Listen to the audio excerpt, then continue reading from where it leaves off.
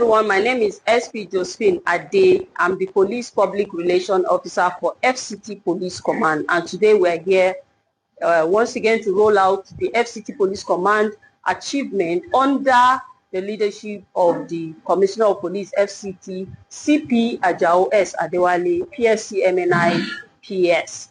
The Commissioner of Police, if you remember the incident that happened at Katampe Gishiri, where the Arise presenter was killed, the robbery incident, unfortunate incident happened, and the Commissioner of Police came out to promise residents of FCT that he was going to fish out the perpetrators.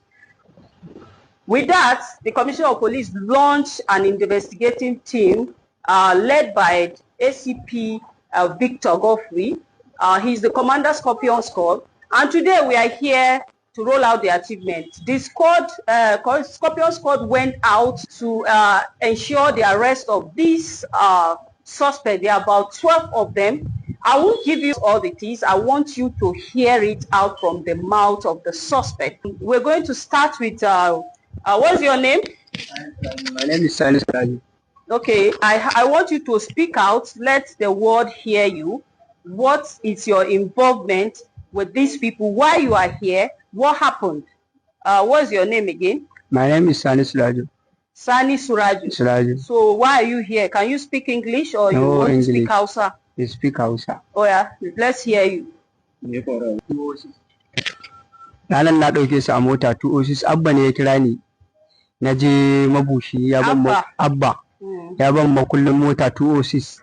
Na ɗauke su, na zo sauka, na ɗauki wa'annan mutum biyun, na wuce wannan ya na ɗauko su dogo da suwaye. Ka ɗauke su a sauka? A sauka.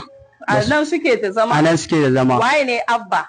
Abba gang leader Abba Tabo. To kai ne direba? Ni ne direba. Na ɗauke su ya muka shiga Katampe.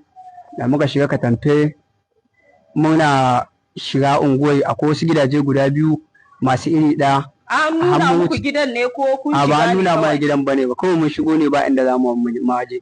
Okay. Mun shigo ne kawai? Mun shigo ne kawai. Ya ce in yo baya. Na yi ribas na dawo. Ya leƙa gidan ya ce ba ma wannan za mu shiga ba, mu ƙara gaba.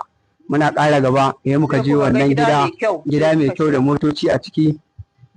Ya na goga fakin ya ce dan kau da motar daga wajen, ko da ma'aikata suna shigowa. Ko da police suna shigowa abinda suke, dan ja mota in kauce daga wajen.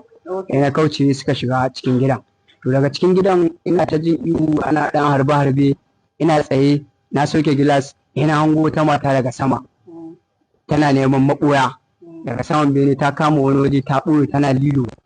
Duk ma bu san abin da ke faruwa tana sai na haura ba ta jin Hausa, wanda na iske a wajen sanya suke ba, kuma da ne kuka suke baya jin Hausa shi ma bai jin Turanci. Ni kuma ban jan ni Hausa nake ji, kuma ba su jin Hausa.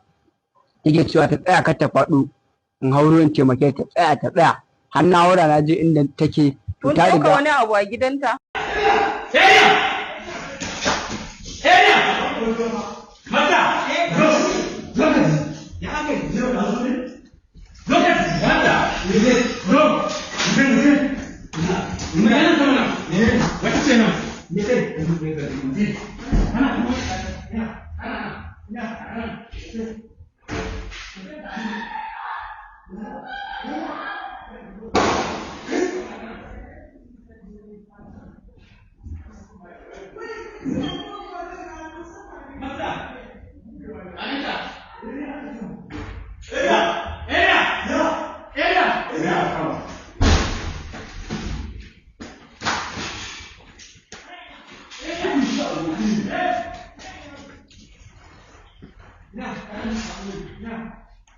Hey.